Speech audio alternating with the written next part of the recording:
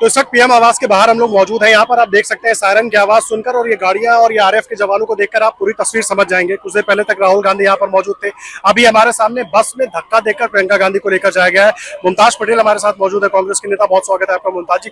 क्या हुआ है यहाँ पर, पहले तो ये देखिए, जितना मुझे पता था राहुल जी, प्रियंका जी, बाकी जितने भी नेता कार्यकर्ता थे इतने ज्यादा भी नहीं थे, लेकिन यहाँ पे शांतिपूर्वक प्रदर्शन कर रहे थे और बस कल जो छात्र मांग कर रहे थे उन्हीं की आवाज बन के एक जिम्मेदार विपक्ष बन के यहाँ पे प्रधानमंत्री आवास के बाहर मौजूद थे। जितने नेता कार्यकर्ता थे उससे ज्यादा तो यहाँ पे सिक्योरिटी कर्मी आपको खुद ही दिख रहे हैं और अब इतनी सारे बसें भर के सबको जबरदस्ती डिटेन करके ले गए। आपको क्या लगता था कि राहुल जी, प्रियंका जी, खड़गे जी क्या यहाँ पे कोई हिंसा करने वाले हैं? जिम्मेदार सांसद है, जिम्मेदार नेता है यहाँ पे। और सरकार क्या डरती है, इतना डरती है? 56 इंच की सरकार बोलते हैं, मजबूत सरकार बोलते हैं, लेकिन परफेक्ट तो नहीं है ना। आज अगर जनता जवाब मांग रही है, जनता अपने मन की बात आपसे करना चाहती है, तो आप सुनने को तैयार क्यों नहीं है? और ये जो सवाल पूछा जाता है कि विपक्ष क्या कर रही है, विपक्ष जब कुछ करती है तो उसे सीरियसली आप लोग लेने नहीं देते। आप लोग हमेशा इसके अंदर कोई ना कोई कॉन्स्पिरेसी थ्योरी डालते हैं। जब सदन में बात करने की कोशिश करते हैं तो आपको बोलने नहीं दिया जाता है। लेकिन कल जो आपने आक्रोश हमारे युवाओं में देखा है, जिस तरीके से जनता सड़क पे उतरी और हिम्मत करके संसद तक पहुंच गई, उससे सरकार को एक बहुत बड़ा संदेश जाना चाहिए और सरकार को समझना चाहिए कि अब झांसे में नहीं आएगी सर। लेकिन विपक्ष को लेकर अभी बीजेपी बहुत सवाल उठा रही है। जितेंद्र सिंह जी अभी बात रख रहे थे मीडिया के सामने। उन्होंने कहा कि ये बातें संसद में होनी चाहिए, संसद में होना चाहिए। इस तरह से पीएम हाउस का घेराव या प्रधानमंत्री के घर का घेराव सही नहीं है। और वो ये कह रहे थे कि राहुल गांधी से मैंने पर्सनली बात की। उनकी पहले मांग थी कि नीट के मामले को, पेपर लीक के मामले को लेकर सदन में बात होनी चाहिए, हम उसके लिए तैयार थे।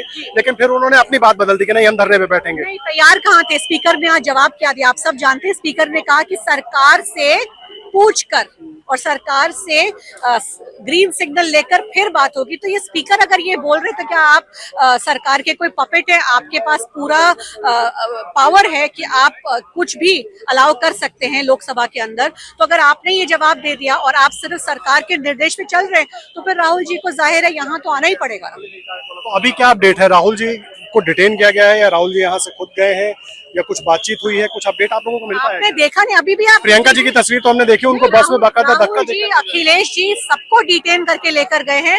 और अभी भी आप यहाँ पे देखिए, गिनती कर लीजिए कितनी दिल्ली पुलिस और आरएएफ मौजूद है। हम तो यहाँ पे खड़े, बल्कि मैं यहाँ इसलिए खड़ी हूँ क्योंकि मैं पिछले 2 घंटे से उस एरिया में घुसने की कोशिश कर रही थी जहाँ पे राहुल जी प्रदर्शन कर रहे थे। हमें पुलिस ने टस से मस होने नहीं दिया, हम लोग यहीं पे रह गए और अभी भी यहाँ खड़े हैं। इस वजह से शायद डिटेन नहीं हुए। कल हमारी परसों संजय सिंह से बात हो रही थी जंतर मंतर पर, वो हमें मिले थे। उनका कहना था, उनसे हमने सवाल पूछा कि भाई विपक्ष के सारे दल आ रहे हैं, राहुल जी छात्रों की मांगे अलग जगह उठा रहे हैं, लेकिन जंतर मंतर नहीं आ रहे, ऐसा क्यों? इसको लेकर उनका कहना था कि वो कांग्रेस का अपना एजेंडा हो सकता है। नहीं, ऐसा नहीं है, कांग्रेस का एजेंडा की बात नहीं है। ना ही कल जो हमने देखा वो ना ही कॉकरोच जनता पार्टी का एजेंडा था, ना ही सोनम वांगचुक जी का एजेंडा था।